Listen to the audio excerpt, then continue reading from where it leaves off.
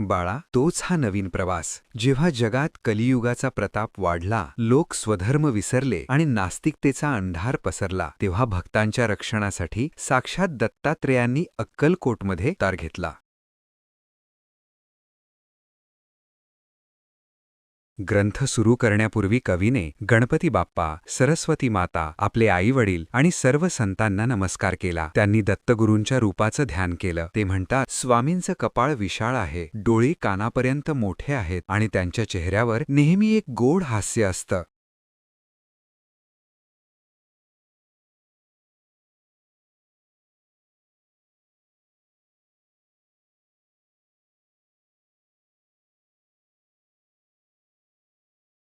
त्यांच्या हातात गदा, पद्म, शंख आणि चक्र ही आयुधं होती. आजोबा म्हणजे ते साक्षात विष्णूच होते तर.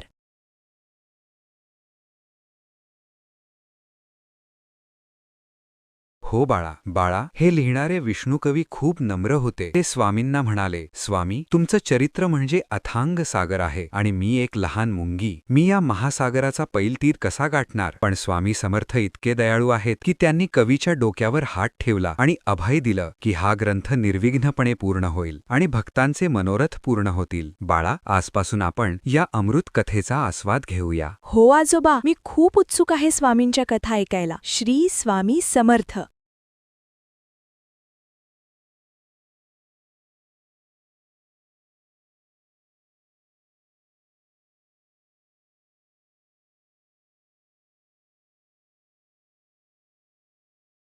बाळा, सुरू होतो एक नवीन अध्याय. आजोबांच्या गोष्टी सीझन 11. आजोबा, नातू आणि श्री स्वामी समर्थ.